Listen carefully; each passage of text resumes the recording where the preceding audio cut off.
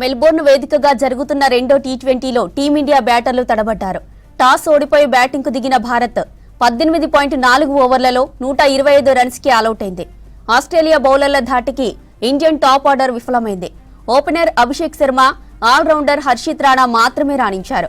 ఇక అభిషేక్ శర్మ 37 బంతుల్లో 8 ఫోర్లు, 2 సిక్సర్ల సాయంతో 68 రన్స్ చేసి అవుట్ అయ్యాడు. హర్షిత్ రాణా 3 బంతుల్లో 35 రన్స్ చేశాడు.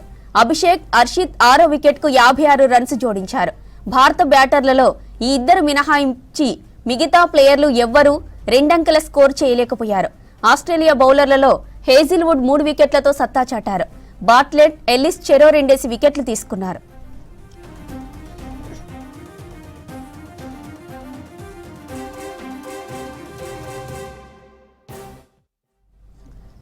మెల్బోర్న్ వేదికగా జరుగుతున్న రెండో టీ20లో టీమిండియా బ్యాటర్లు తడబడ్డారు. టాస్ ఓడిపోయి బ్యాటింగ్కు దిగిన భారత్ 18.4 ఓవర్లలో 125 రన్స్కి ఆలౌట్ అయింది. ఆస్ట్రేలియా బౌలర్ల ధాటికి ఇండియన్ టాప్ ఆర్డర్ విఫలమైంది. ఓపెనర్ అభిషేక్ శర్మ, ఆల్రౌండర్ హర్షిత్ రాణా మాత్రమే రాణించారు.